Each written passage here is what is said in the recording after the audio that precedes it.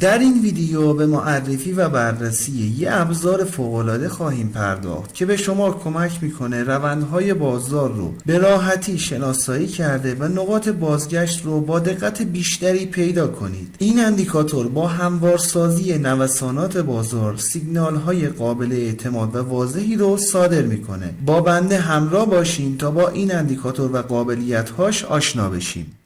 سلام، من علیرضا هستم و به گلدن تریدینگ سیستم خیلی خوش اومدین. اندیکاتوری که در تصویر مشاهده میکنید یه ابزار پیشرفته در تحلیل تکنیکال هست که به معامله‌گران کمک میکنه با ترکیب قابلیت‌های اندیکاتور پارابولیکسار و تکنیک‌های استاندارد سازی تغییرات روند و سیگنال‌های بازگشتی رو به شکل دقیق‌تری شناسایی کنید. نحوه عملکرد اندیکاتور بدین شرح هست که در ابتدای کار اندیکاتور کارش رو با پارابولیکسار شروع میکنه. برای افزایش سازگاری این اندیکاتور با شرایط مختلف بازار، مقادیر پارابولیک از طریق یه میانگین متحرک نمایی یا همون اکسپوننشیال مووینگ اوریج در محدوده بالا و پایین در یک دوره زمانی مشخص استاندارد سازی میشه. این فرایند استاندارد سازی باعث میشه اندیکاتور نوسانات قیمت رو هموار کرده و به معامله‌گران این امکان رو میده تا سیگنال های بازگشتی رو با دقت بیشتر بتونن شناسایی کنن. در مرحله بعد اندیکاتور برای بهبود وضوح سیگنال ها مقادیر استاندارد سازی شده پارابولیک رو با استفاده از یه میانگین متحرک وزنی یا همون ویتد مووینگ اوریج هموار سازی میکنه. این ترکیب میانگین متحرک نمایی با میانگین متحرک وزنی باعث میشه اندیکاتور علاوه بر تشخیص روند، نویزهای موجود در بازار رو حذف کنه و سیگنال های دقیق تری رو ارائه بده. اصلی ترین جزء اندیکاتور این هیستوگرام ها هستند که بالا و پایین تر از لول صفر نوسان میکنن. هیستوگرام ها دوستان به سه رنگ آبی، قرمز و خاکستری نمایش داده میشن، هنگامی که هیستوگرام ها بالاتر از لول صفر و به رنگ آبی نمایش داده بشن روند و مومنتوم صعودی رو خواهیم داشت. رنگ هیستوگرام ها قرمز و پایین تر از لول صفر قرار داشته باشه یعنی روند و معاملات نزولی رو خواهیم داشت. ولی اگر رنگ هیستوگرام ها به رنگ خاکستری نمایش داده بشه در اینجور مواقع معمولا مومنتوم بازار بسیار ضعیف هست و یه حالت تثبیت یا رنج شدن بازار رو مشاهده میکنیم. اگه دقت کنید زمانی که این هیستوگرام ها به رنگ خاکستری نمایش داده شدن معمولا شاهد روندهای رنج و خنثی رو در بازار شاهد بودیم. بنابراین از این هیستوگرام ها میتونید علاوه بر تشخیص روند قدرت روند رو هم ارزیابی کنید. از این اندیکاتور دوستان به دو شکل مجزا میشه سیگنال های خرید و فروش رو دریافت کرد. مورد اول هنگامی که هیستوگرام ها تغییر فاز از حالت صعودی به نزولی یا حالا بالعکس رو داشته باشن میتونید از این تغییر فازها به عنوان سیگنال های خرید و فروش در جهت روند استفاده کنید. مورد بعدی که بهش سیگنال های بازگشتی گفته میشه اندیکاتور دارای دو حد اشباع بالا و پایینی هست که با ورود هیستوگرام ها به این نواحی هنگامی که هیستوگرام ها به پایین تر از محدوده اشباع بالایی بیان اندیکاتور یه فلش قرمز رنگی رو بالای هیستوگرام ها قرار میده به عنوان سیگنال بازگشت نزولی.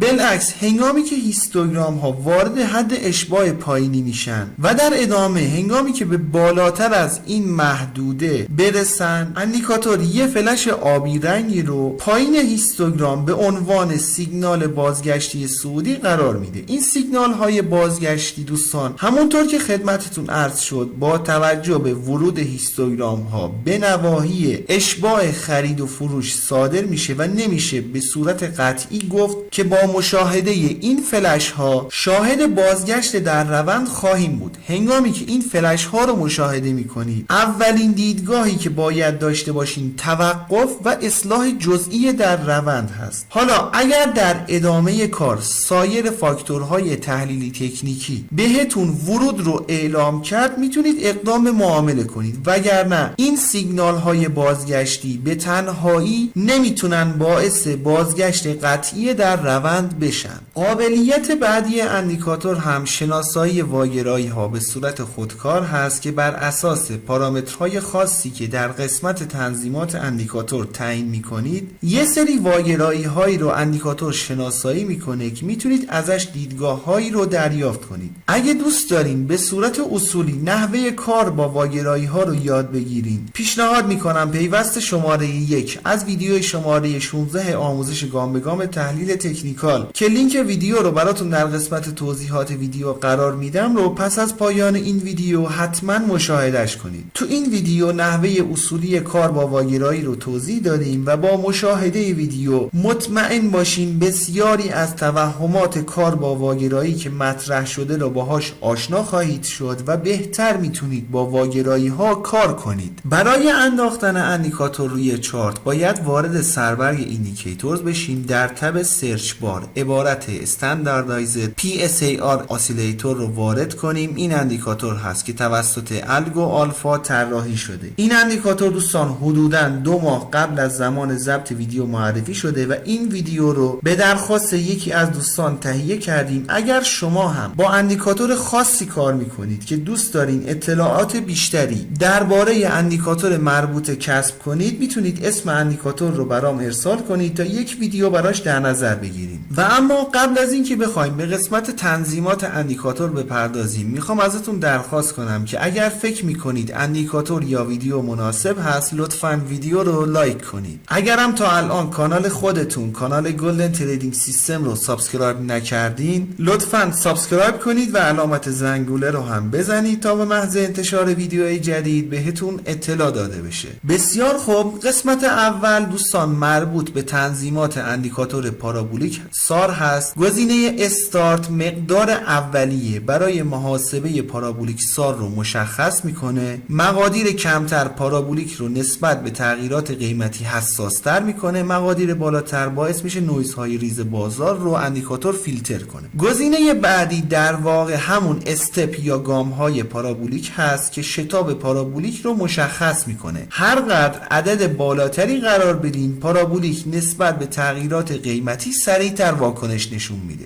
گزینه ماکس ولیو هم حد اکثر مقداری هست که پارابولیک سار میتونه در طول محاسبه در نظر بگیره. باز مقدار این عدد اجازه میده که پارابولیک روندهای قویتر رو با دقت بیشتری دنبال کنه. اگه این مواردی که خدمتتون توضیح داده شد مبهم هست، پیشنهاد میکنم ویدیو شماره 21 از دوره آموزش گام به گام تحلیل تکنیکال که لینک ویدیو رو براتون در قسمت توضیحات ویدیو قرار میدم رو پس از پایان این ویدیو حتما مشاهدهش کنید. در این ویدیو به نحوه کارکرد و ویژگی ها و نحوه استفاده از اندیکاتور پارابولیک سار به صورت کامل پرداختیم. بگذاریم و اما در این قسمت گزینه اول در واقع پریود EMA رو برای استاندارد سازی که خدمتتون توضیح داده شد رو میایم و تعیین میکنیم. گزینه WMA لنگت پریود میانگین متحرک WMA که بر روی پارابولیک سار اعمال میشه رو مشخص میکنیم. WMA لاگ لنگت هم میزان تأخیری که برای کاهش نویزهای بازار در نظر گرفته میشه رو تعیین میکنید. دو گزینه بعدی برای شناسایی واگرایی اندیکاتور مورد استفاده قرار میگیره که در قسمت اول طول یا بازه زمانی رو مشخص میکنید که اندیکاتور بررسی هاش رو در اون بازه زمانی انجام بده. در گزینه بعدی تعداد کندل هایی که پس از رخ دادن واگرایی باید صبر کنیم تا واگرایی رو تایید کنه مشخص میکنیم. اعداد بالاتر قاعدتاً باعث میشه واگرایی هایی که شناسایی میشه در جهت اطمینان باشه. در نهایت مهمترین قابلیت اندیکاتور حالت مولتی تایم فریمش هست که میتونید روند یا سیگنال های تایم بالاتر رو تنظیم کنید که در تایم جاری بهتون نمایش بده. این قابلیت به نظرم بهترین قابلیت برای افرادی هست که میخوان از حالت روندیابی اندیکاتور استفاده کنن. انشالله که براتون مفید باشه. رو قله میبینمت دوست من.